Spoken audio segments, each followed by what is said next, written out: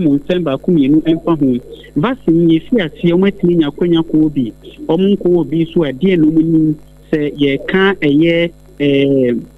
HPV. Yadi and I say, dear, your friend of cervical cancer. Ye can't tie a dealing at someone. Dear Ben and Omuni at the Fahu. Mr. Rhoda, a woman, Chewan, say, Mammy, and Waka about some puzzle. Yeah, Mo.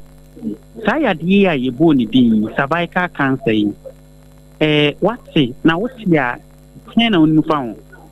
You made our say for this. And Matis cervical cancer. Matis Afro, a can have semi bone with the rule and can accommodate yes. You know, Jenny Pahokaka say a Jabia. It's Mima a woman thing, Emma Oba. It's means so Emma. Said and so many G is answer only according to Mr. Oya Muabra and Pastor Augustine airport so. Na Mrs. Adepa kwa a bit Yama Oba and answer Oba Bestia any cervical cancer and say oh Jarena Nakosua Kume Wama Samna Akoko is answer Samna Nibi Oba a new woman and moi a call. Akosua Kumahona and why your Barcelona. Patron Annie. It's a who be here says, your bana ujaria, and so much is you pay a cohonum. Now we some not crazy honum. You meet in your papa one. Okay, see, yes, ye war Ghana form panny. What mean your queen? I said, ye say, on so Diana. Darby me Ukraine me imagine crash the kwaku di dear. It's answer meaning say oh your banner would do huni who free person how good day baby name mema wo draw who betting ya bon who buying free cervical cancer no wabra and who he has other for vaccine. This is a Rhoda and I know Ekasai no na young Connie Union Bar Victoria. And so, and to a year in Como 4 years, so, Mammy, and more about what's by Cassia, so, Sompa 106.5. At Wadaroma, I send beside ye be said, Neno, what TB, dear now become found. So I can't know Matilda. But when I did, I mean, Shada Nim never be brave for home. I give up for me, Nim fast, cervical cancer, when you say, partner, multiple sexual partners are a bit similar, chances of getting this no high. That means they are saying they are nipa on any champion and I'm not saying no hoka for no so any nipa be breeder a risk factor. Meaning so say unknown cigarettes and after oben will be a tiny cigarette and also a risk factor. It's minimal about cervical cancer. Meaning so say was saying HPV vaccination. Yeah, Fanny and I won. Not that, but me will be that, and I mean, screening this will be that. It's when you be there, the same about the two judges. Ghana has seen one of the courses, and I Arabia, Ekutia ni papa. Why a cradle? Say, Udo Ubeko co op and be a single fine, and I say, a bimpo cra, who on we say, be a who will fit to be a one cat and so bet me to Uniaman movie for. That me will be done as much as once me dying there. Me didn't say a my baby home as cervical cancer so pain, but I say you shut down fire, you name money fair, a idea and who here ain't no medium food too, and say young screening no, na young vaccination no. Said your baby, you bet to me a boy who buy and one other boy in see. Me too, my baby, for say young screening, young vaccination. I will say this month a breast cancer awareness, but I'm sure say they will want to also about cervical cancer. Before we bring so be quack screen and said to see breast cancer no. It will only crana or more bad or more coffee because could be a data into a maybe bring but about cervical cancer and I say a look at say Kasemba and no so you better when they can share with for any organization so almost one awareness no and for me mum they may say I'm a kind Me da se papa sister Victoria na yen fa komo no enkosi ye nua ba Telma eso na ono nso inim de kakra unim e de fa saya de ehu ma me ye mo akwaba me da se calm down my friends and in rafem teaching but no can answer ye etin enkomo ye di den na unim de kakra wo e de fa ye wi a me age akutu esi wo so ye obabuni ye onso be ka che oyonko mfefo. Okay, me in terms of cervical cancer, cancer affecting my senior breast cancer affecting my and affecting cervix and through human papilloma virus. In we in sexual activity with multiple people. It's autoimmune and it's mission like undetected for a long time. Until we say periodically go more. Sexually active or engage in sexual activity or may pass me a test so that I'm better me detect virus no in them. And yes, I show too much, I bet me affect you as a woman in and when I mean and for advice no make a share youth and I man say they should abstain from sexual activities as much as possible, and if you are engaged in that too or stay faithful to one person, like they should be ensured that their partners are also practicing sexual hygiene. It's in your ammonia infected. Also, make us say awareness because we be saying for the breast cancer, for instance, but cervical cancer. What it that? But only like in the form it happen and it happen and infect. And as much as possible, awareness be bring for. Cervical cancer home and as I say I work vaccine so making sure some young girls be taking vaccine and now more abstaining totally from sexual activity. Initially now okay be say be say education and schools and also kakra senior reproductive education and senior high school so there was a hammer on cervical cancer and so prevention causes effect and now the need to take the vaccines as well senior vaccine because from basic schools now enyama bebre ni the money cost schools ni mo e me money for bebre hu so be protect from the infection or the cancer. Me da say enti mami Akosua unua mani bi na yate se omode omadwen check akadia fa e de aba omakasa fa eye yade ya ye fene cervical cancer yi na ni okan ye me de ba kono so ne se wasi hu be nya se wo se sa yade yi ye bo hu dawuro ewo eye sukusu mu na eno nso no emeye ade a nkwala ne kura be wie suku on be ba mountain no on be ku se sebe yade enye HIV nko ana spread sa yade we nso yade bi a wan hwie na wonya bi a wan hwe ya ebetimi aha wodachi ema wodachi enso entimi empem enko nanim but ni nyina mu no ma me gidi se ahweye yade ehuhia ahweye yade a ehuhia gada sie papa ane wa mane ye boy ya wode abreye yi abuso wari ya mane boni ya woto yankra efin kramantamu nana wo pochecheku ane yetene kana se wo hwa ya mofra ya won mokasa ye no a emu dodo no a no wo mode no akwa gina mema ana se partner woni ne wo ho no se wono no anya wo nko ano ne wotie na se bi woni nipa mienu miensa enan ana se num enso te ka ho ko ba na sa no a wo benya ne ntentem na ya rose ya ne animdifo bedi nkomo na ye bisa won mo se aso ayanam nko a ana sa ya de obetumi anya ana obetumi anya ade afri ba bi foforo bi sane yakoba ya na covid-19 yade no na ne nkrobata ne do so ne ewo mukura mpo a yese katawano katawohene wohoro wonsa anya sa na obi kura abɔ wa wonsa betumi aka bi ana sa wo ho kura akɔka obi ni ade kyese na mu nsansam ne do so na sane yade we no akɔkɔye ane wonsa ye no akɔkɔye no emu nsam na akɔkɔye bebrebe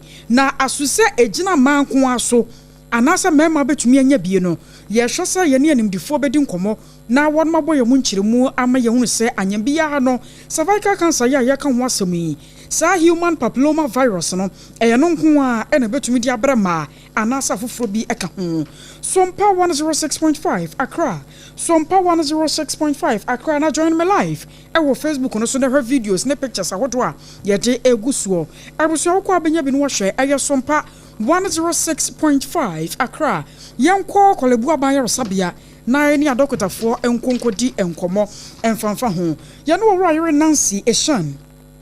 Ekwa wokasa wo ye nurse specialist. Palliative care Kolebu Teaching Hospital. Waba pa yam wajo Sompa Sunie. Hello mama Majoi, Sompa Sunie. Oh yeah. Yeda sese waje yensuo. Wadaro ma ye di nkomo bi na enkomo no nyina no fa pomudi mu. Na se wo se ye bo pini Kolebu Abayero Sabia ne mpanyimfo di enkomo. Ne nyina no ye efri basa na wotwe atwa mu yi. Ye wo sa pomudi adwumaku awodo wo ma Ghana mu hospitals awodo nde. Mabo ho dawura. Ye se efri bibi human papilloma virus. Ya eno no tumi didi mu akrama cervical cancer won saka bie ni ade na de ka fa ye fan kyerɛkyerɛ mu ya de ka kraka nche sa ame na natia na ne sisi ha se atwam wi wadawro ma ayade ne ho sunsanso te sei na kwa ba so no bi fa so awonya yo me da se bebre senyume yes ya ye bo sanka we ana yodi sankomo sabio sakokram yare eto emma awodia no eno na ye cervical cancer na yare ha ma bebre ni kusuga na mai mu ayewe cervical cancer few years back now no the leading cause of cancer death among emma nyame adom tisia no eno no nye leading bi na mumvisi ono abada number 2 na saya we kokram we no no HPV which is human papilloma virus so na eba enunti virus cause sa cancer we no the main cause of saya we aside that no what other risk factors no ebi ni say endemu yare ana say nipa no okunu ana oyire onye faithful to ne partner obepe kwatini akofa sa HPV because it can be transmitted sexually and abofra bia ondu ni penyin fie so na sebio bia bema wo sa ya sa virus bi enene da ono so timi nya sa ya bi ena obia ono so one nipa dodo eda nanse omo se tresom ene dn som ni nyina se nipa no ewo sa virus ibia otumi spread de ma won awaka nyina and eno so ntanten no obia ni immune system ewo system me partake bi obia wenya HIV ni no man my body no predisposed to so many other diseases including HPV infection. When a few little risk factors are discussed,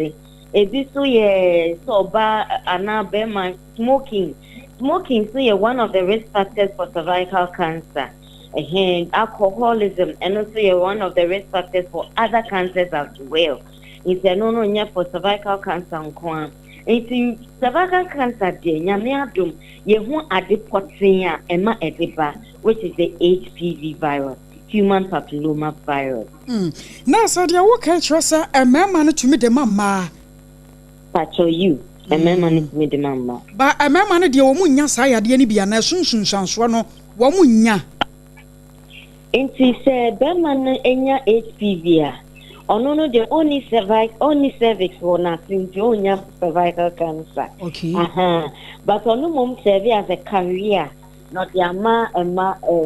do go on you better. If they sleep unprotected, fashion and no. So kwabana sa minya sa cervical cancer ya wo kan ho asem yi a. Megeda na mahunu no ahyase no se sometimes ne ye dai ekwan be so na mefa so a mehunu wa abra minya kora nkwa yaresabia no. Edi anoma na betumi ayi ne ho adi. Yo anti akomi da fi bebre. The first or cardinal sign is start a vaginal discharge. Se wasi be kugu nsuo na nsuo no enya wo normal nsuo a egu oba bia e na no odin enka ewo mu kakra nsuo no betumi aye nsuo na se betumi emu betumi eti kakra. It vaginal discharge nti oba bia hu se sabio oro ne ho a ebia ne nsu a efi ne ho aba no senya ne normal nsu a on train ben hospital ne yen hwehwemu especially if about to ask for some time on ben hospital ne yen hwehwemu and only one first thing a ubehu and san nsu no gugu nipa na wan funny serious a after the free nsu na after the eba mucha ebo ho sem onye enye so won menses onye menses ye enso na si esi moja aso bia ne menses asase ebu also into fi ase moja fi bi eta eguo moja fi bi eta guo na obi also ni crucia nda wia afede o statise oblidi wa obi mu sanso nyina etrese awodie na no bibi asase ekoso enya no kwa na ebe yentimi si supporting say when we intentionally say na no stress when you cervical cancer ade ya ye nhwehwemu enti ye nhwehwemu na eno na bema ye hu se wo discharge a wunwe ana bleeding a wunwe cervical cancer nti ena asumeti enya bibisa aha ena ejaw ansa na ya obeba na chese ya we ne didi nipa no wache ema na edidi efi awodie na no akwa awodie no ho ekọ ya pelvic ne mo fanche minim pene ni twi meka no aha ekọ pelvic on to don say sisie our pain ewo ni sisi our pain ewo na ya se eno no chese ya we no akonini ya mpese ye bedru sa nti so bia be ya hye a na ohun bibi kitue bi na de bebe in hospital a nyame be ya adom ye betumi aye hu bibi na wadaro maboayo ye wonsa efri na wotwe atwa mu de ba mama ne ba mobo moda wo ba mobo nyina no modi mfie bi ato ho se free 9 years akopem 14 years na ye wo mo mpane na wo kasa so na wo kasa oba ne kunu hia sa yade yi ekoba na sa ba ma na bia owo empena no ba mienu miensa ne yade wo akire na wo mo sa yade ne bi obetimi atede amane yere adan na mfie da ho na ma me mpanyimfo nwo bie me da si bebre it's say in that lower ages majority of them we assume that they are not sexually active in fiene ko ne nimuno na nipa no endemu se na na mpaso gro no ebia na nipa no ede ne ho akofol mu and so young age ne die we are certain say Bible no obetimi anya sa Bible no okay and to one more no ebedi mfie be say sani ye wo yellow fever dia wo woni ya ma o card ya etimi hunu mfie do ebedie no we no ebetimi adi be say paper chop when a born a home buying for life. Oh wow. Na ye ne ma ne bi kasa. Na ebi mo kire se wono no sabio wa born ho ban ebra wo ne ba ma ahia. E na wo se di ne hu ni ankasa siesie ne hu yie. Enti wo hu hia wo de so se wo hu hia so obewo. E na wo nwo bi nso. Wada wuruma se kwa ba so obi a nwo bi a ensunsun so foforo bi wa akire. Sa yade yi obetumi ate at any time ana so koba so ne be ma bi kohia na nipa ne bidia ne huson me pa cho you se nipa no ahwe ne husu yi a nipa ne hwe ne husu yi en so ahwe ne husu yi ne interest ontimi nya sa yazi on se me interest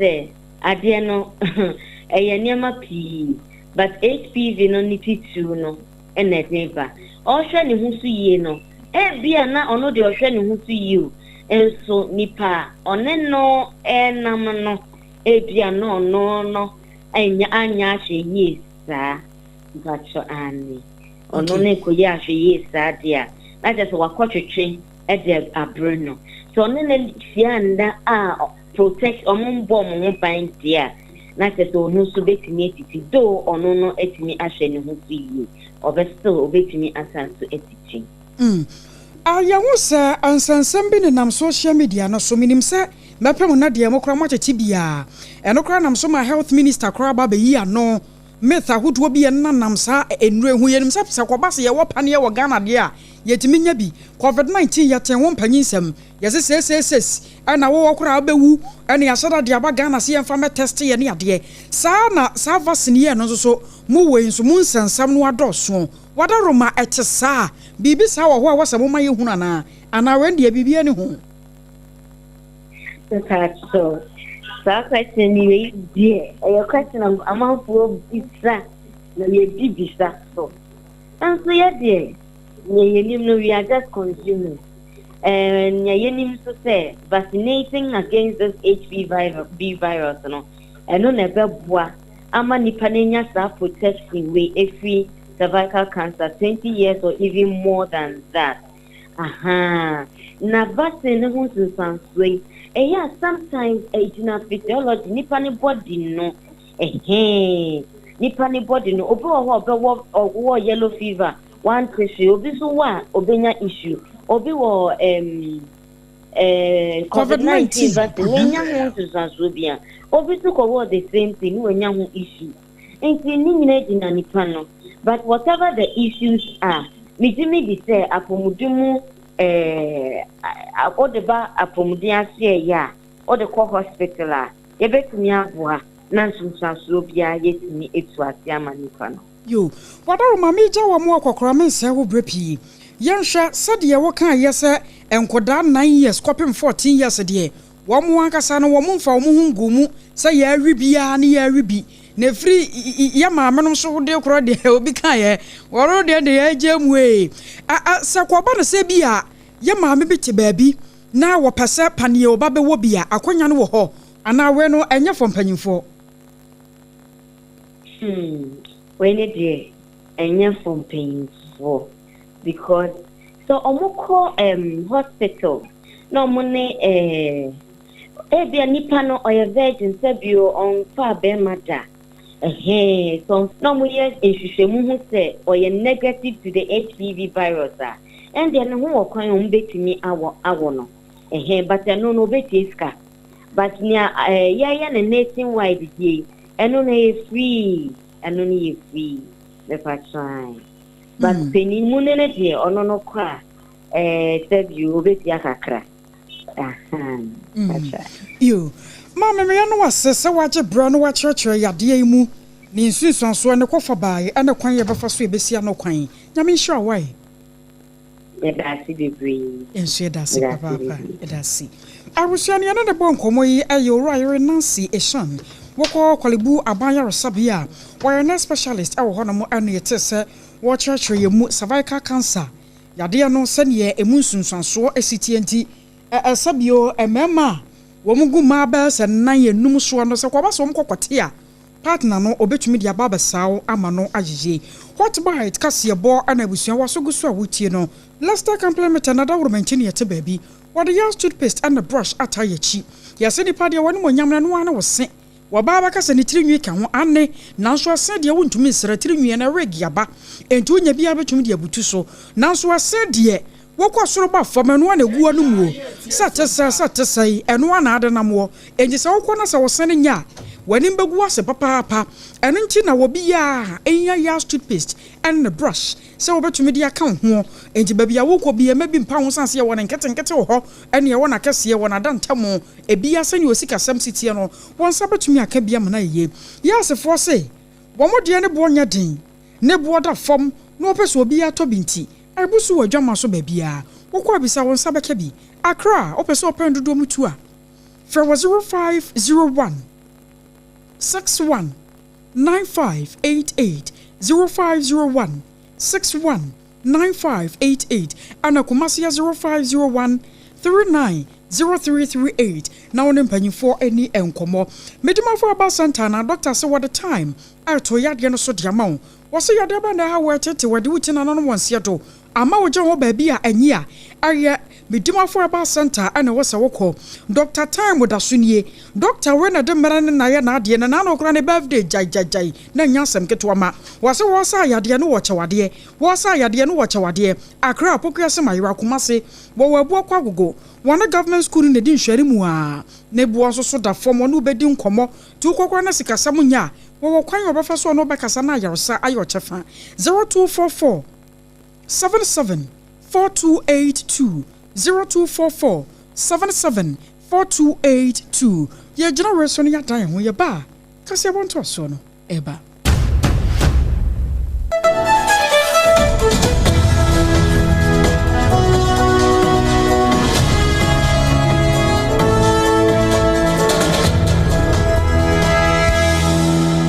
no kure hot bite kase no ne nto aso ene ye de som wo no na hyane nso sam ne do aso pa yempo ne ho kakra ma wo na fe hunu sakandi dwakase no adwiri egu ma me ne wo kase nipa ba akwa ato na mrahye badwa ne won potam ho no wakasa afa ho onanyafo kwabna mita kando ya mrahye badwani a wono osmade hye a wonom ewo eye mpotam ho no na sedie oyeswani a wo hye apomudin nsem 20 wakasa akire mu se IPC sikabi enche wonom edebema eye contractors na yebewura apomudin kro no amu garu mrahye badwani wono nso de nano atom ewo kwan a eniema bi kwaso apomudin nsem no yebekire mu Dr. Rashid Pepo ebo amani akire mu se nursefo a wonu musu ese bosumi be se du yentua wonu ka no bibi besi papa your friend Dr. Johnson Pokuware wo Kwame Nkrumah University of Science and Technology or a criminologist wakasa ediafa wa serial killer no ne nsem ne ho Felix Kwachio fosu ayopani a wono ato nkrafra bankesie mu ba wade nsem bi ahwedwa a wakire mu se ensem a ene nam abafo tentanfidie so ene kwan ya bi mu faso eche nsem no wo mo de ne ma egua kwan mu ye ba kwa ma no ne na Madagascar mampani waka asem bi wo se wo ma ne manfo no afe ne kwa na wieye na bosha a wahye wo no wanisu a wo beja akonya na to ye de mu nsem bebrɛw afoforo pi no waka ho ne yaboabo no yese ho nkonya yetena se ya baba kankan ya guri nyina wo se wo de ma wo Akosua Agyeiwaa kwade boaten animdin mene ABENA badu Adepa kofi enafi Obrempong nana kwaku ampoma afi yemfa nsem no sane yete no emfa emawo na ukopie mu ewo sekandi a eno ewo atoya mantamu a wo mu dwa kase ye wo ho ya nokre edwa ya ka ho asemu yi wo mo kire se sa sekandi dwa no na pratete aprapa nsem se kontebe ama wo mo ka sempanifo amramo na so wone ka sempani se eye bode entimi na ne banche eno nti sane yete no saa na tie na nura ene nensu bransam a etoye na mo mframa kase no adwiri dwa na to agu ama me ne okase se dwa no aba to the grounds chese back to square one na sebra na adwira guo no na adwadifo no gusu wo a wo mo ye adwuma wo mo gusu to ade a nti amanfo hyehye mo mpatamu a adwiri ye head count asumasi na ma ye wo benti na ma ye kwohwe na yese nipa ba ko wo sha patase ama pata na adwira agu ne so eno na nam so e ma second imrahye odwani ble nyameche ama wode na no atumi no chese aba edwa yi nko a e be kosto abansen mampani John Dramani Mahama ma homene so Honorable Atofos to have mercy on Sekendi, especially our market women, our mothers. They've suffered for 32 years. We've had MPP ruling in Sekendi for 28 years. And still they should look at the state of our market. They should have mercy. His Excellency John Dramani Mahama, show compassion on us. For Sekendi is crying out loud for your mercies. People are dying. People are dying. People are crying. People are getting injured. Please. Abusia joining our Facebook ne so Sompa 106.5 FM Accra. So our TikTok ne so anu so Sompa 106.5 FM Accra. Na be hwese ne adwa no aye. Da bi enye. Eno na mrahye badwani onyamfo blay nyameche ama. Na no dendenden a wo kasa fa ho a wo chese no kure. We di aman foto sanfo won pagya na homene so kakra na sekandifo nso nya bieye Abusia ya tuasam no eso na epiemu awapomodimu ensemu opani a wakasa yi eye oswani a wono ohye omagana ya pomodimu ensem so wo yeswani ewo sashidwabo so abato mpesua so wonyanyafo kwabena minta kando nasem na mekan wode working visit akwa piemu ewo la General Hospital kwa wakọ ye nyina ne se sadia ya sabia no etete pansam ye na nke ya yesekontebe ya panifo ye se wo se wonom enya sachira ye kakra wo mu no wo kyerɛ mu sɛ contractors ya wanom de contract no ɛma wanom no aka wa mu sika bi no no ɛyɛ second interim payment certificate na ɛno ni nyinaa no ɛne sika bi akeka mu no wɔ ka kyerɛ contractors ya wanom wa site ya wanom wɔ mu ɛwɔ la general hospital ya wɔ mu yɛ ɔmo adwuma sɛ wɔ mu ka wɔ mu akoma fanto ɔmo yam na ɛnneɛma gugu akwan mu a bibia ɛbɛkɔ yie ɛnwe ɔno nko a na ɛkɔyɛ wɔne mmarahyɛ badwani a wɔwɔ la dade kotopɔn maame Rita na odole sowa wɔne no ɛna ɛkɔyi na no mu ɛna na mmarahyɛ badwani ni kyerɛ mu sɛ wɔn mu ɛkyerɛ mu sɛ contractors no ɛse sɛdeɛ wɔn mu akyɛ adwuma no nyinaa ho ɛfa sika bi a ɛwɔ sɛ wɔn mu saka na wɔn ti ma adwuma no kwantam ɛno nti na akyɛ yi odanyafo kwabena mita kando ɛkyerɛ nsɛm mu ɛsɛ I think if everything goes on well, we should be done in the next 2 years. If everything goes according to plan, so we will ensure that in the next budget, the allocation is made for that. We're not going to abandon this site at all. We're going to follow it till it's fully completed. So. Sashi Jabo Sumra Shebejani, one on the Swenia was show a man Yapomudimu and Samson and Yafo Kwablamita Kando, NAE, Awala General Hospital, and what is Sansami Etuja. Anchachudne Jumadia Sonko Guswadaya Akosua Magana emu Afaya dear friends human papilloma virus ya namso Amaya mofrane pino and ma enya cervical cancer one more abemu na woko enfimfi mantemua ankoda maya ya washe ne mukwan se wobetumi awo sampan ye bino ayam pema hanu anankono ahanu aduonu baako 209,221 and I'm so I'm a one chere ne dwumadia asase e won finfin mantam no yamade boni Erica nam na ekopie mu na ebra okodru ye no na woni deputy director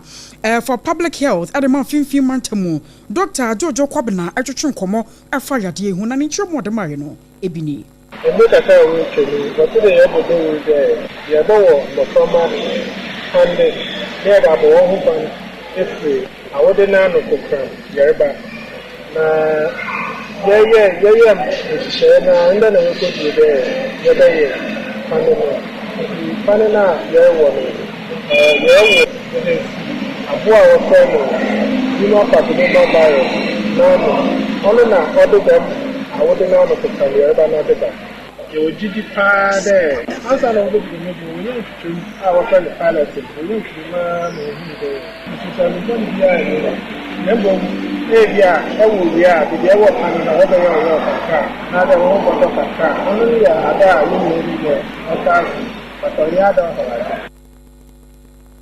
na anwachiri no ankodaya won munya kwanya ekokowo bi no wamososo ane amane boni Eric anan ebon komodefa ho me bom moja ka chobia se omka vaccine mesma obabon hu cancer no pacho abona obambesia kun wo friend human papilloma virus doctor dusu bio ma ka medina ntina bibiara nto na me say vaccine or a very safe activity. Advice goes in that in the age of 9 to 14 years old, we may take a vaccine. Although you wish to allow without cervical cancer or care at the service of girls who are like AWA overstay and make management and side effects be allowing maintain healthy. I was away a more funny be here 150 mantemo. Woman and you could see. Na Yagusu Jinamu, our Pomidin Common, Garum Rasabejani, Yera Thomas, when some anaba. One on the say, what I say? Nyadwa who do a bit to say hypertension, diabetes, cardiovascular diseases, and cancer, who do a big crampon human papilloma virus, here, we. ADS cervical cancer, Nina Kahunu be an mental health. Send say air cost to teach mental health disorders no send air cost through my Ghana muno ebro so pa no nti osre sem panifo amwa pa na ye ntwa ba mfa hwe no what they are saying when nyina kotu dwa ewo Ghana Health and Labour Summit 2025 de no air cost wo na ne nyina ne ye say ti adaso no ene say nyina ye kan ye ho abom na enyarewa hodo bi atise ne atimi asi ano na fei wo mo nso a eni adwumaye no yaboaboa wo amomanya adwumaye na fei adwumaye ha eni ho no yatimi atu ase eno ho ena pani ko nyina ho a wode sem wo nyina koto dwa no wo totode sere obi afra no ntumbi ne obi aso nyina fam de sene be ya nyarewa hodo a wabo so yi ene ahodo bi eka ho no ye betimi atu ase This summit comes at a defining moment in our national health journey. Across Ghana and indeed across the continent, we are facing a growing crisis of non-communicable diseases. These silent killers, hypertension, diabetes, cardiovascular diseases, cancer, mental health disorders, and more now account for over 43% of deaths in Ghana, yet most of them are preventable. What is even more concerning is that the principal risk factors such as stress, poor nutrition, tobacco, alcohol use, physical inactivity, and long working hours, and to add the new risk factor, contamination of our soil from illegal mining, that will bring cancer in 10 years' time, are linked directly to where we spend most of our working hours, the workplaces. Abusia enia yeti ye garu mrashebe dwani orenyanfo Thomas winsum anaba wono na den nsem wenyina tu dwa no wo nsem krona mu no ebra mpanifo ekohia ye ewo Ghana Health Summit dwumadie yase a wanom ani mpanifo be se ahasane a kire 300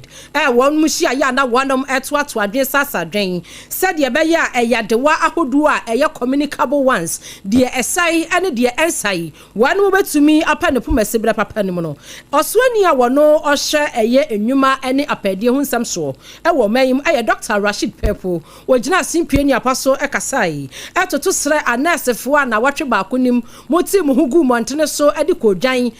muti bese ahanson aya anasefo a wan mu kire mu se wan mu aya adwuma bosome mako bese du ya aban ni ntua wan mu kasai wan mu nka wan makoma mfanto wan mu yam esanse aban no gusu a wodi anuama esie ni se de be ya wan mu nyina no on sabe ka wan akatua. Bring my address to a close. Permit me to address the recent demonstrations by some nurses and teachers over the non-payment of their salaries. As a minister responsible for labor, jobs, and employment, I am profoundly concerned. I assure you and I assure them that my ministry is working in close collaboration with the ministries finance, health, and education to cut through the bureaucratic tangles and resolve these issues with alacrity and with a purpose. And let me assure you and to all the members that between now and the next 1 month, at least before the end of the year, we will address the problem and you will get back to work happy and committed. Openi okasa ye Australia wono washe labor and employment ministry no eso Dr. Rashid Pepo. Na wasam kroya mo no na mrabi atwam opoye montem so afo no nyafo set the champion wodna no atum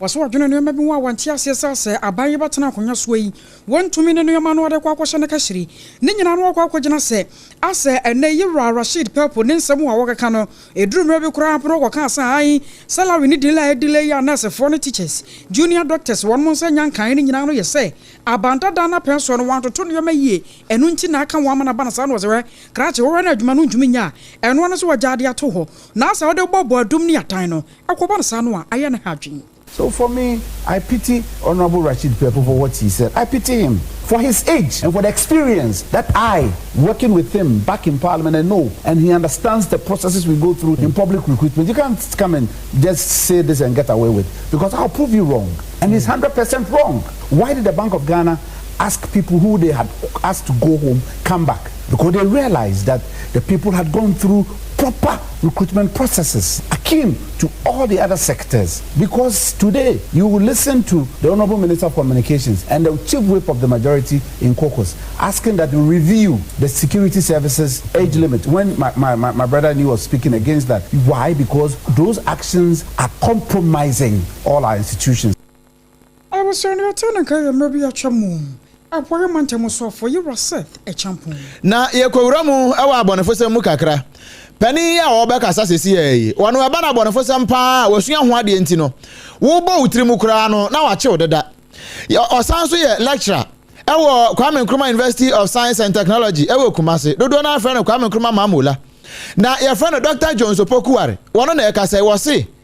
Eno kura pa Ghana process na kase enum no. Se ye wa aseda bia ye mfa ma won. Sanse won wo won homode ne papa esa na no wa emrante kwa bia prosifo achi won se security men ene se be impredious an won mo a won adwene wa fam kakra se bi o abadamfo ene wo mo de wo mo ekwadju wo mo nkwade free wo mo nsem. I mean how na papa ikire se ebra wotesi achi nipa mienu na wo mo baako agi to mu so ono de wakum nipa maku dunum free 2021 edebesi 2025 no we saade we nyina asanye o man Ghana mu ahifa bio nanso yemfa ho so bo no enyina mo yankasa ye ho se yentimi nsuasua wo saa no na yenhwe wo manamo no nsusu ne yie na afa ye bambosam no nso no yemfa nhye ye ayensem na emom yemmo abasobo no emfa ma Ghana prosifo se wo mo tensem no wone yantra so no matu anamo bisa. Well, I don't think anything really went wrong. The police, actually, I have to even congratulate the police because from what I know, if you look at the period of his operations, that was from, I think, 2021, and now that's basically like 5 years. In fact, throughout history, we've had a lot of serial killers operating more than 10, 15 years before the police are able to get to their heels. Because as I said, if you look at the profiling of serial killers, the activities are very temporal and unrelated and geographically spread. And they have something we call a cooling off period. So sometimes they strike and then they move to another place, relax for some time, and then strike, and then they move to another place and strike. So most of the time, because of the fact that the activities are very geographically dispersed and not well connected, it becomes very difficult for the security agencies to be on their trail. Abusia ni ayeti ye Dr. Jones Opokuware ene wo cheche nse mu kire se wo hwesa ne nkofo wo mudu amdwuma no a anka nse da mfa kwan mu ba bia san se wo ye ba ko ha no akwa ba ko na wontimi nso nkika mu na mu abonefo se mu a wo mudi no ebo mai pa ye mo prosifo abaso so matimi atu na monsa Openi a wono okasa edema oye abanyi a efri aban kesiem edesum oman Ghana de hye nyina ye obura Felix Kwachi Ofosu. Dwumadie bi ekoso ane wonom ato din 29th Ghana Journalist Association GJ Media Awards de atoso makomako aduonu enkno. Eno asia no na owura Kwachi Ofosu ekwakasa ya wochire mu se ebi mu ekeka nsem bi na nsense ekamia yesa abanyi tatai wonom a wamutimi kire wonom adwene. Eno mu no wase Dabida His Excellency Owura John Dramani Mahama ni NDC amanyuku. Sebio democracy ya wonom epa hontoma afi apima hankono aduokron wonom hyase ema obi aka na adwen no eno amu ne egusu ayegina na ebi mu wo honom social media no se de omu misuse no na wonom totu ayampia woso no eno anana aya na sebio ato chema kakra na enu mpo no wo ka kire Ghana de hye nyina sei omampani nya na adwen bia da ese wonom amutimi kire wonom adwene abafo kwan so no na wodi bibi eba behunahuna wonom anase wo beba wo mo hanja bata wasi bibia da din na mom ekwan paso a ewoso obi atumi ka na adwen no wo mo de niam egu akwan mu. It's with great pleasure that I stand before you this afternoon to be part of this momentous occasion. Let me begin by bringing you felicitations and best wishes from His Excellency President John Dramani Mahama, whom, as you all know, is a member in good standing of the Ghana Journalists Association. You do know that in difficult times, he has stepped in to champion your interests and ensure that your rights and freedoms are not abused. He sends his greetings and has expressed his desire to be part of this year's awards. Onyanyafo Felix Kwachi Ofosu abra asebu kwa makase emrahye bedwani wano no suani a wono woboa na ja wato enkra kakrakra efri abankese mti government spokesperson eno na 29th Ghana Journalist Association GJ one media awards na se no wo de sansemi etuja wokwa bunu east mantamu a mrahye bedwani ya wogene wode mo manfo watachima north abato ampeso so aye won monyamfo lawyer Elizabeth Ofosu Agyeiwaa wano akwaya so ye hwedwade ni mfirinyuma wonsam so wana ya so afọ wotano na ma media tudwa akirem wose raba we ye ndisi abai betena konya so yi sabe wo ma medisika ama matia koma wa Ghana hasa nemu mu ba na dwumaye wo mu ba no botaye pa sane ye beya wo manfo benya dwumaye Ghana fo beto wo mo na fa yi akatua kakran no ye nya no bosumi bia no yansa betumi aka no wano sane wo manfo hwe no nam so nti se ko ba se wo bi aye adwuma masom na wo tua to de ma aban no a e wo sa aban no hunfa so de ye wo so se nipa no wakogina wiakata ban mu na wo hwe ade eto no aye sade sane fata awo ma Ghana mu nam so nti wo ba se for pa and sansama wodrodro ma bia na nenamo na Ghana fo bi no kan tra asasa aban na ba ye kora no sabio ne bota na ni suade hunu ni so no wosanya de tesa na public account committee ebra wo motonsa afra maame ya kwetena se na ne wo mo bisa ne nsamo a Adepa 2024 internal audit report bi epietwa ewo ne mpeso so no ana wode nsamo atese yi ekotodwa Abanya,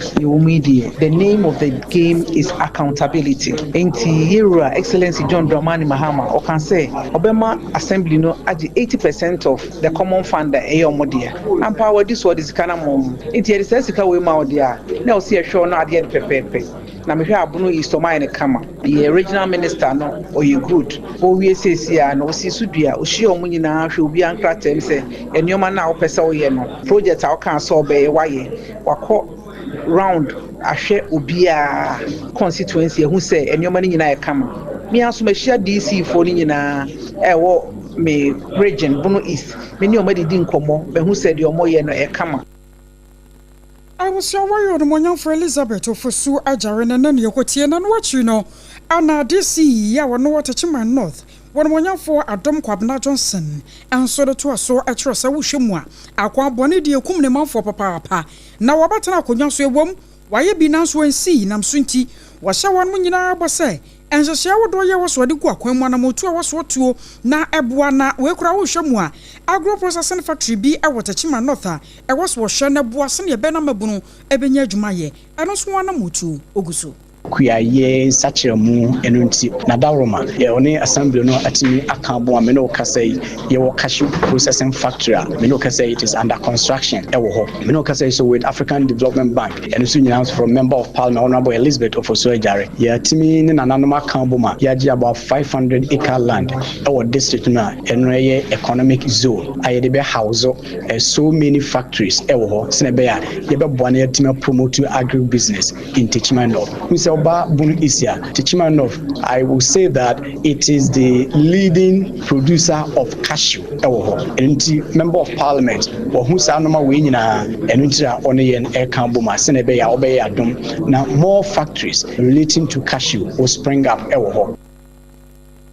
I was your way, Aya, Abayanam Sinia, or no, our Tachima North, Mansinimu. One more for Adam Kwabna Johnson. Oswafo a wo hwe enkwada ene maaye die ensem so eye onimianfo na amomo latte Agnes Kanede ne ho wono na eka say wo kire say livelihood empowerment alleviation program ya abande ba ya ode boa se ne ebe ya wono mu a wo nsemu ni bie na wo mo ya mobo e wo ya man mu no anya hwe kura no wo benya bibi kakra e de atwatwa wo ho e wo man mu no no kura ne se aban no apagya mu kakra pa na wone nsantrofo bon komo ya bra na ya mane boni na oponcheku wo gina ho atwekọ kono kama e de kwa gina ho na wo twen nsem ni bia bra yen no wo bomode a kyerɛkyerɛ nsem mu sei e de kyerɛ yen. To His Excellency John Dramani Mahama for making this possible. His leadership has ensured the provision of adequate resources to sustain the LEAP program. Notably, his vision has guided the passage of the landmark Social Protection Bill into law, which now provides a strong legal framework to safeguard the rights of the vulnerable and enshrine social protection as a permanent pillar of national development. The 98th payment cycle, which is beginning next week and will directly support 350,580 beneficiary households with cash grants that will positively impact the lives of over 1.5 million individuals across the nation. In this cycle of payment, households with one eligible member will receive 320 Ghana cedis. Households with two eligible members will receive 380 Ghana cedis. Households with 3 eligible members will receive 440 Ghana cedis. Enti eno no abubu mu akoma eni sika no se ne obia benya kama pa wo wie no eno se no kora sa reassessment ya wo mo ye nyina no eyoman ni ye mu ntia na nso ye kan akwara te se ne a kotodwe bobo ye kan asam no obenkum no obi nso plan no nifa saafo na e plan no nifa ne nyina no wo de amonye numbers e to free numbers esanse e benya nkatebone e wo mu amwo do mo ba kwagim se wo san nkatebone ne bia ma meni kan fa number ne ma wo o se ye 0303 969399 ɛna 0800 800 800 ɛna 0800 900 900 frɛ na report kɛkɛ na say na no so kan fa ho. To our cherished beneficiaries, I urge you all to actively participate in the ongoing LEAP reassessment data collection mock up and the upcoming household data verification exercise. Your cooperation is vital to ensure fairness, effectiveness, and expansion of the LEAP program to other deserving households. As a ministry, we uphold the highest standards of integrity in managing the LEAP program. Any malpractice, whether fraud, underpayment, or mistreatment, undermines our mission. I therefore call on all citizens and stakeholders to remain vigilant and report any misconduct to the ministry. You can reach us through 030-3969-399 or through our toll-free numbers 0800-0800-800. Let me take it again. 0800-800-800. Enia yeti ye ayaswafo ahwe Ghana ema ene nkwada ye die suo maame Agnes na momo lati. Wasugusi awutie hot bite kase e Sompa 106.5 FM Accra. Wo ensam fufuro mu no. Upiemu awo emrashebedwamu a committee ya wanom ehwe information and communication eswono. Wapani awono oyetitena ni eyonnyafo bandim Lamagin Abednego. Wakwakopiemu ewo etifido atoye emantamo Upper East Region. Na kwa wakoye nyina no na eye National Girls in IT Day celebration. Eno ana wanom ekopiemu wasia wanom de sansem ya me bechiremu etudwa na sedie wanom ebema ICT information technology aya kono ama emabunu kaka wamo ye ma na wamo so etumi ate ICT ase abafo kwan ya yefa so didi dwumenti wototo sra empanifu a wanu o maimu afe ya wofo ene wamo a wamo hwa saasye ye no aso esei wanu betimi ede enhyehyeye pa ene ne mapa gwa kwamu sedie be ye betumi aboa emayiwa yi ema wo so aniaka ICT dwumadi ho wase upiemu ewo Upper East Region ho no mo a wamu ahyase ese wanom de eye emabunu a wamu ye ma ewurawuramu ewo ICT dwumadie mu acheche wanom ho ade no efinhia bese edu enanie na afeye di a wanom kopiemu a wamu hye ho fan wanom afa emayiwa mako 1000 ewo Upper West Region ho na wasesa 1000 ya afi wanom afa wamu yi ekoka de wamu wadada ne ho ama na ye 20000 efiti 14 years ya wanom hyase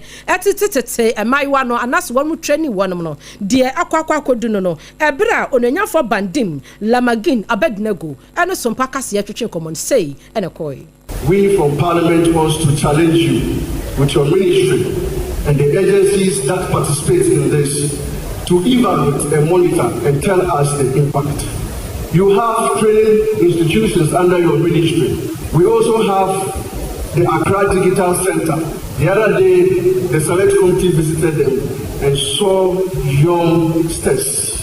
trained in robotics. These two institutions under your ministry can be empowered to train these young girls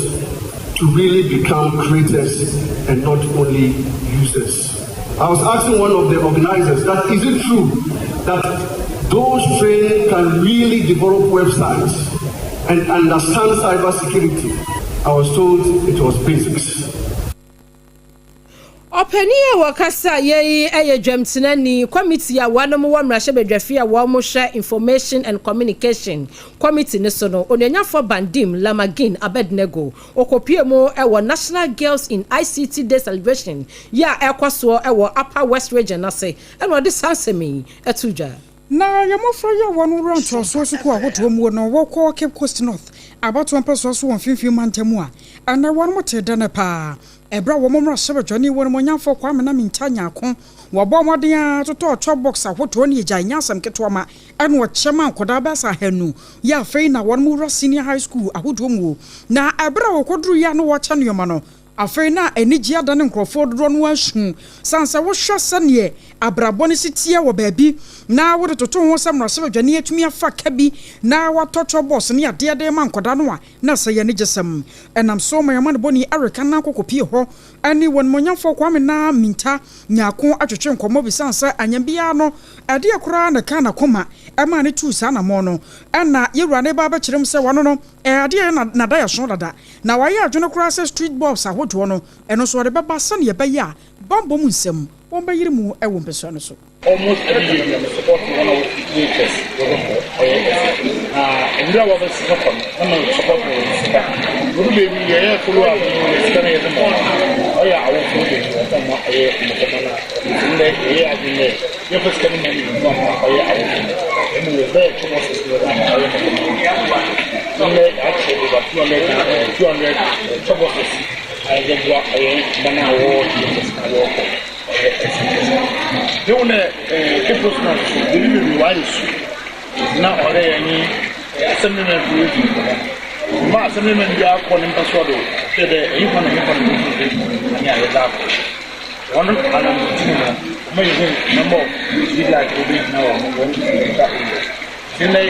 now ma assemblyman they want to speak like now also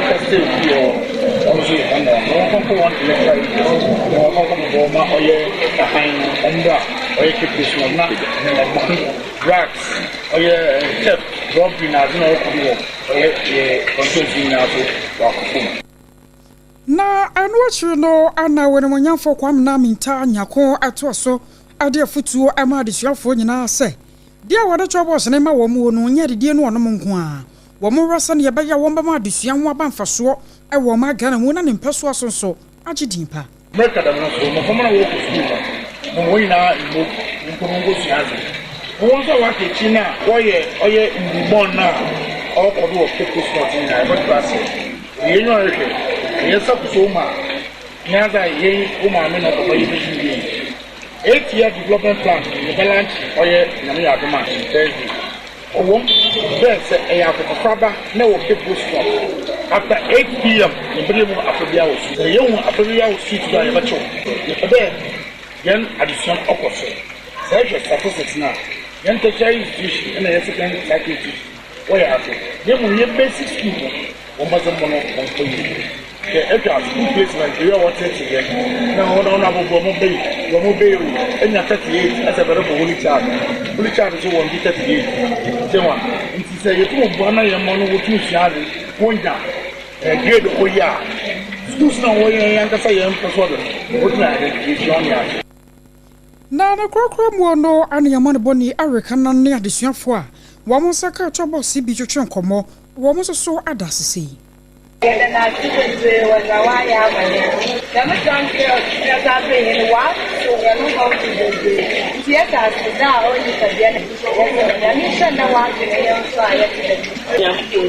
The baby, my boys, and other kind of them as a bomb of woman. Now, come on, now I am all believing. Come on, others. Next time, he and me so I am off. The reason why you know, your mama who has home the cold. Home bands are more to the farmer than. But I catch a mission lawyer is not to I was so why I near Akosua Agyeiwaa Finfi Mantemo Cape Coast North. About 1 person so. Na was Adecha Kroya hui. Ena ukopie mu ewo nkranza no for about 1 person so. DC ya one patam ho wononko ena afi MP ya ono so one patam ho no wono so your friend onimianfo Joseph Kwasi Mensa na DC ni honorable Efa Patrick sanso ena district director of education ya one patam ho eya bono manso asem ne yakan wo mu nyina ka hono bie ena ahemfo ya one patam ho wo mu nyina kwatwa asase kama e de amampanimfo ese bono manso di school na ho no wo mu so nyamodin kindergarten block ni bia eye ye pa no nti DC NAMP o modern Akosua Apaso ka fefemu akotwa rebi mu se ken ewie ye no wom de asosowa ene nsere waso nyina bia tintim fam kama sanya hwe wom nko si sa dan kra ne bi emfema won na ne nyina mu no ne ama ne boni Ebenezer osu ansa ogina ho nti woni no nyamfo Efa Patrick ebo nkomo sei ewa ban no hyehyɛ no wɔsi dem wa sɛ be ya kenya kuta ɛsɛfata amafra no atumi asua de abempanimpa ɛno ho na akɔhia sɛ sɛ wohwɛ bono man so a age na ɛwɔ hɔ no kwasɛm nyenyenye enti no na ɛho ya sɛ ne de yɛso yɛbɛ ɔmadom na man mu adodode no ma mo nso ɛsa yesi no yɛbɛ nsuo so ɛwɔ bono man so kuro na ankasa mu toilet aka ho toilet na yɛyɛ no ɛyɛ water closet na yɛde ma nkɔla no yɛbɛyɛ baabi amafra no bɛsiesie ɔmo ho so wei ka common factor na nkransa no yɛahyɛ ase a yɛyɛ no ɛho aba wei bae no wɔyɛ ne bibi apɛpɛpɛ enti wei nya de a yɛbɛtena ase akyɛ enti no wei deɛ yɛyɛ no kɔnta no bɛgyina so yɛde yɛama no bɔsome nwɔtwe so wie dwumadie na hand over de ma yɛmpɛ sɛ next year project so no na yɛsan wɔ legacy ɛda hɔ and we are going to work according to plan sɛ bɛyɛ adeɛ bi a yɛde yɛnsa bɛka bi a no yɛbɛwie na nkransa no fofo ho atɔ no yɛka sɛ yɛahyɛ nneɛma bebree ase wɔ nkransa no fo legacy project na yɛka na me ne wɔka sɛ tum kye kɔmpa no awie a ɛnkyɛdeɛ yɛ akɔ commission. In fact wɔn nso nya biɛyɛ commission nso nkyɛ bia na ɛba so na yɛ pa ho ntoma ama wɔn mu a wɔn nso nya biɛyɛ no wɔn nya so mfa so no bi pa honorable Efa Patrick ne nsɛm wɔde to dwa enso ɛno no hyɛ ne nso sɛ Leicester Company Limited na dawroma ɛno ama yɛ baabi papate a yɛde kaseɛ yi ɛde brɛ wɔ wɔn na de Yas toothpaste ɛne ne brush no ɛde abɛdwama so a ɛboa yɛn paa mepatwa wɔn mu nka no sɛ betimi afiri hɔ a Yas toothpaste ɛne ne brush no yɛwɔ ne whitening wɔ hɔ yɛwɔ ne herbal no wɔ hɔ ɛne yɛwɔ na ahodoɔ bebree total care no ɛyɛ no apɛ no nso bi na abɔ no abusua nyinaa ho ban na ayɛ fine paa wɔn madawromenti nanso nyɛ wɔn nko ade a yɛ meda ne sɛ wodi total care yi nyinaa mu anum ayɛ care na aduane si hɔ na wukodi die na ase wontibi ni wabere kwa time heba make sure sipono so se wunya nya bi ntoe de a tumirika ko pharmacy ene heba shops nyinaa mu na ko pa bi to sesi a ba bia wunro ni si no time heba mixture ebi nsi hɔ a ka ho na ase wo ye twanko so dodo se waposo na ye oya malaria na ache wo wanumu ato time heba mixture ɛno ne papa no pebito na mu a we yɛnkɔ agina ne abua baabro ne se muni aduaba no na momfa ne hahan no ɛmfa nsa yadeɛ ɛhahama no no ane yɛde sa yadeɛ no afei waba wa hemfie hɔ no ya ne nsansan bia begugu ase nkomi bia ba begu hɔ au ɛnyɛ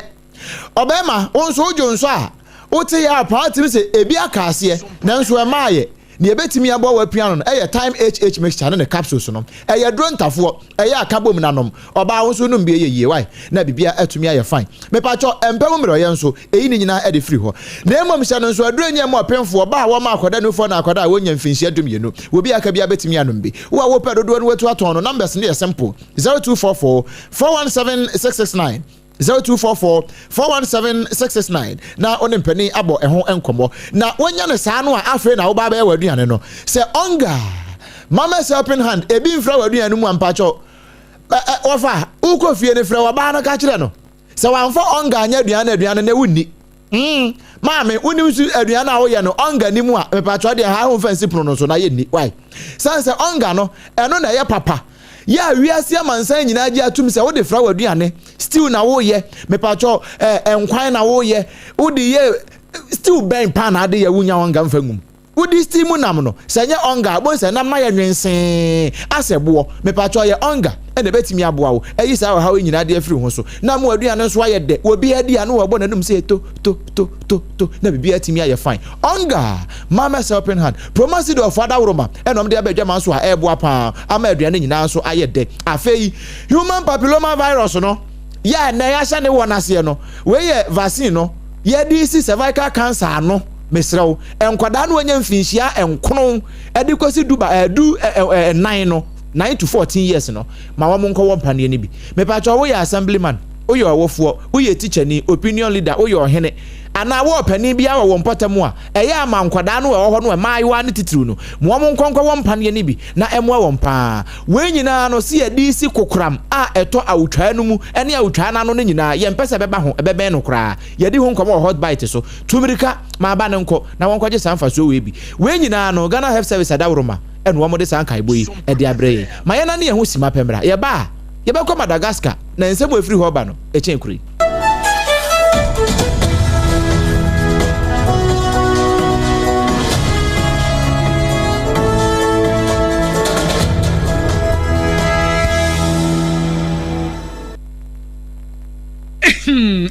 medo edra no pa wutimi to wo boase echichi wusi o do na so ni se me de yas toothpaste and the brush and the twitwi mesima me nya homka senti na ye bokoyi na me de me all time favorite yas herbal toothpaste and the brush aboa me ama sesei menum nso a enwunu anasa de ehia me semfimfim me biem na wo hwese me se aye fita sesrecha homa na et brightens yas whitening toothpaste and the brush and me de hwimese enti na wo se efei na yas total care gel toothpaste and the brush ne de ebo wo se ho ban demu ne nyina ema wonum ye sham. Oh yes, enu krotrodo yas herbal yas whitening and yas total care gel toothpaste and the brush ebusuan chamfa se wo pedudu otu e won kan ha for Leicester Ghana Limited and was 050-161-9588. Leicester Ghana Limited and the yas toothpaste mo ahodo and the brush abadwa so abeboy midimafo pokwase maira akra midimafo pokwase maira akra midimafo heba clinic aba akra ani wontie passengers egumi kai mu e ho na dodo na ekro ene sa akra ne botem yedemu ani yedemu ampa de se de edutwam Atlantic International University America memu abo Dr. Adujamfi babaso honorary degree as a professor in biology in herbal medicine. It is said here ayaresa no aye more misi minim wife ye kopa wo wanye one city nyinse ne betom ansa na yeties ka no nso mi connection na enhyeda nkoye na esakakra ti say wa page mu amahode ambam connection ne mu de we obo wo de ba de kra wo ba do kra wo de ba de kra ye ka stroke nso de wo fa no small chese agidi wo wuo ne de asie no yare bia etatia e wo Dr. Tamda so endi so diabetes hepatitis B prostate hypertension malaria yare bia kumasi say owo agogo opposite government school no na nkra hanso obepiem e wo pokuase mayira kwan no so fra doctor 0244774282 and 0500-727215 Midimafo Herbal Clinic Wudimafo ne hwa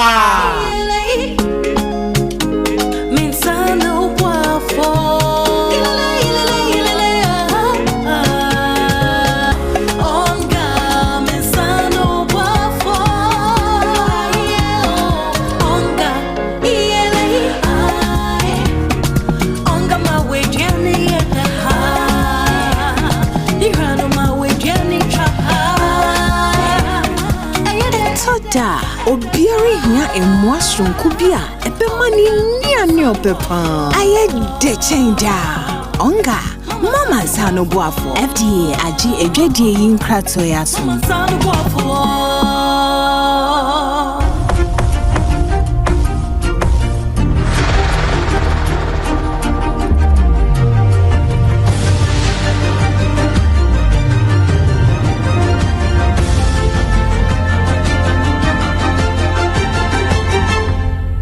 TV Emma Akituapa. Abusia yedase yetwa ensamono eso na krata yeda manimi every New Patriotic Party MPP one National Council of Elders one mo akache na krata efri eba one ebo amani akire mu sanya akopon ya domo a afia yebesi mo no January busome ne de to so aduasan baako ye nyina ye nim se sabre no na one mo ebeto aba wo mo beyi wo mo flag bearer na wo so aboabo wo ho na 2028 one mo so ababa beji akonwa no so wo betumi a wo masanso atena so na krata ya efri eda manimai one mo kire mu se wo mate committee no no eye ado committee ya ewo wo mo kuo ni mu a wo mo ba betena se na empanimfu ewo kuo ni mu ene one mo a wo mo ka biewom no wo mo so atumi amonita enipa anumu a one mo efa krata se won pese wo mo tu eye franka mama nyoko no wo mo amonita one mo campaigns a one mo ye sabio ensem bia etimi ete akoma ensem bia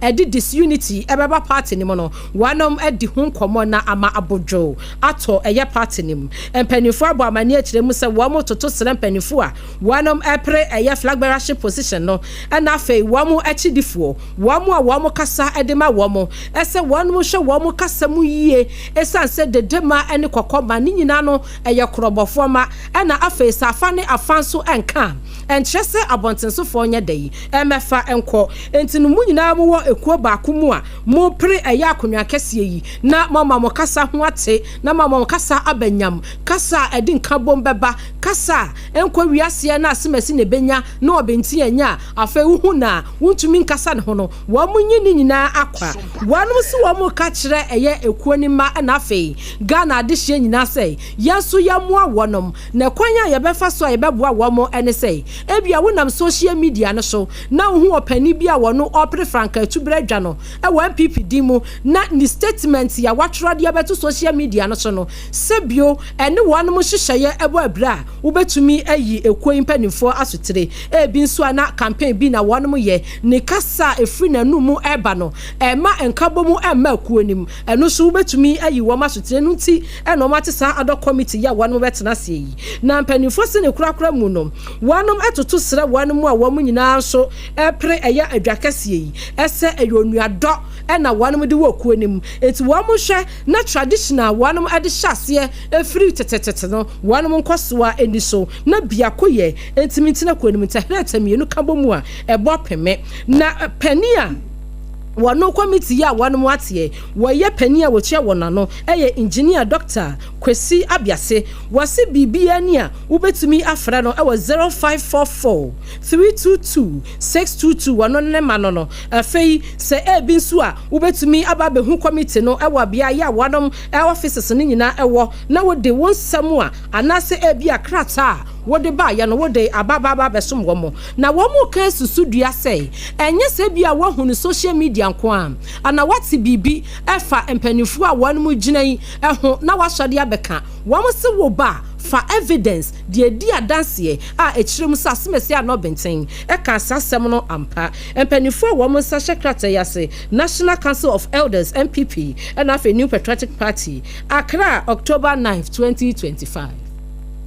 I was sorry to so much of Johnny Wajamo de Monfort. I watch you through my lower dentra. About to pass us on 51 to Monya for Lawrence. Quabana at the summer at the Ghana phone in him say. I said your one more shots and Sanya on your phone na and I one when him sacroma ya watch and Kokoma area. Momayantian and some more kind be. Maybe Tuano, Kasham said at the Sia and the Makumaso. Say, do you have the answer swat? Then they have a ama a chimba and no one of a black Sima Pato no say. A big pleasure, then a teacher for you and doctor for you engineers. I want to mind what they try. Adisia asombo ede de ehu yenwa no na me Brian amemo bre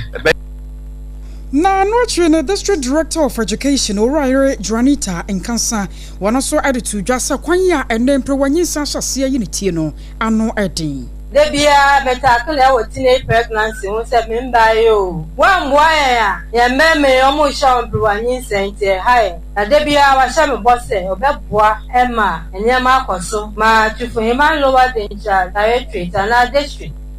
I was your district director of education Oraire Juanita Nkansa na yamfa nsem ne nkopie mu ewo amanone yegina Madagascar na wano mama mpani eye Andre Rogelina wano na eka se wachira se oman ni mu se ekamia se hoye abemu pa amanfo sa Genzi Mada wamu protest ya wamu ye ya wamu esu wamu ntena se kura no eno ho asem no wakan no wachira se wano de wama na fepe